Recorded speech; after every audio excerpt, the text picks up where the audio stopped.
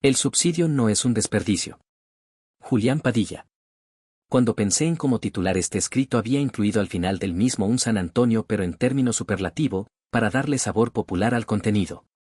Al final dije, si lo voy a compartir voy a quitarle un poco de pasión a lo que expreso y así es, el subsidio no es un desperdicio. Decía Henry Mensberg, un experto en gestión, pero hablando de las estrategias, que entre lo ideal y lo posible, surgen las estrategias emergentes.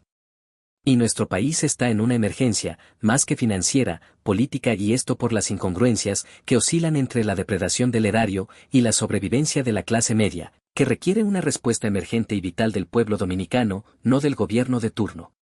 Hace unos años realizaban una reflexión algunos comunicadores internacionales en materia económica y aportaban diciendo que los economistas se pasaban la vida analizando el pasado y prediciendo el futuro y en esto último era una especie de magos tintoreros. Nosotros agregamos, una mezcla entre Merlín y Papa Bocó. Pero particularmente los más oportunistas y rentistas se podrían ver como enemigos de la familia dominicana, de la clase media, enemigos de su calidad de vida, y socios predilectos de las mafias imperantes en los gobiernos de turno. Personajes utilizados vulgarmente como punta de lanza dentro de la visión de Obertone y la participación contratada, como opinión de expertos, para los anuncios de mal agüero, que siempre fastidian a toda la población. Ahora resulta que los subsidios son un regalo otorgado por los gobiernos de turno, como favor y por penas populistas al dueño de la casa grande que es la nación dominicana. Un favor político que le hacen los que han desgobernado y saqueado la nación, al soberano, pues hay que tenerle hasta pena. Decimos que administramos en nombre de la nación, pero para ello tenemos que convertirnos en una especie de probot social, para mantenerlos castigados y ahora con la ayuda de nuevas fuerzas represivas que intentarán amedrentar al indomable pueblo dominicano. Se ha trastocado el paradigma democrático desde hace rato, los medios los hemos convertido en fin, y ahora como siempre, se pretende humillar y mancillar al propietario de la cosa pública, al pueblo dominicano, haciéndole creer que la solución al problema creado por los malos gobiernos es autoinfligiéndose nuevas pesadillas y nuevas calamidades en sus hogares. Una especie de ejercicio espiritual de estoicismo o de autoflagelación. Sabía yo, decía el saber popular, que estos apagones recientes tenían un solo propósito, abrirle la puerta a la benedictina y canonizada reforma fiscal y al tema de los subsidios, para eliminar total o una parte del correspondiente al subsidio eléctrico y volver a incrementar de forma abusiva la tarifa eléctrica. Tal vez de ahí el show montado contra Gómez Díaz y su canal de televisión y las supuestas deudas, segaramente avaladas por los gobiernos de turno. Pero el fin justifica los medios y ahora hay que dar el ejemplo.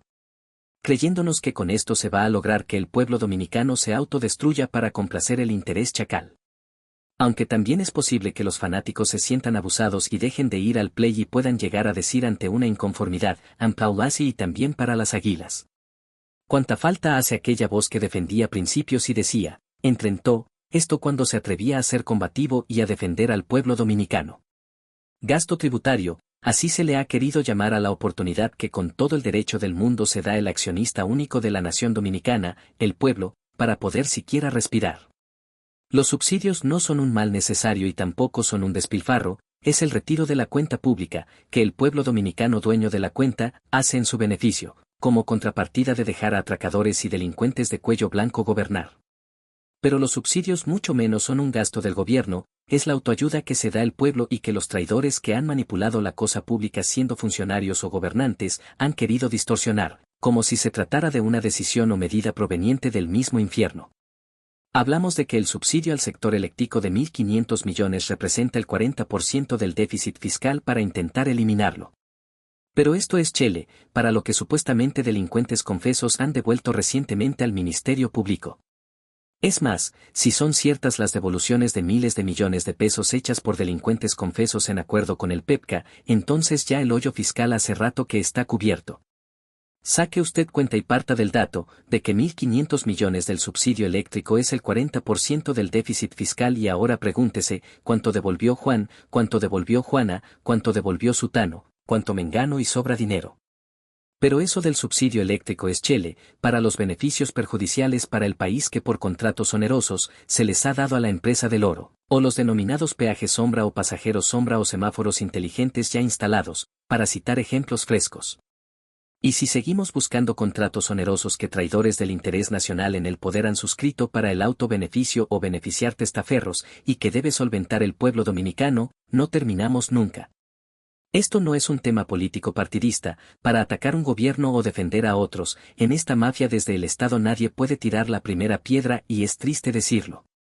Se trata de una gavilla infernal y hereditaria, que le ha impuesto al pueblo dominicano por décadas, las miserias, mientras malhechores al timón, testaferros y aliados, todavía se pasean impunes por las calles de Santo Domingo, exhibiendo riquezas que nunca han podido justificar, mientras otros las tienen en paraísos fiscales, evadiendo impunemente los impuestos, mientras se quiere hablar de presión tributaria.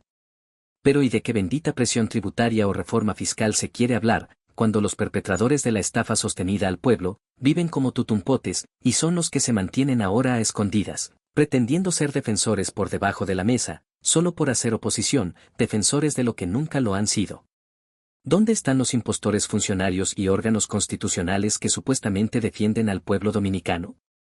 Dejemos la falacia de esta azarosa y supuesta sociedad democrática y de derechos. Una reforma fiscal, el pueblo dominicano es el que debe pararse en dos patas y frenar de manera total y frontal cualquier medida que un gobierno ilegítimo, que defiende intereses que no son los de la familia dominicana y su masa crítica, le quiera imponer.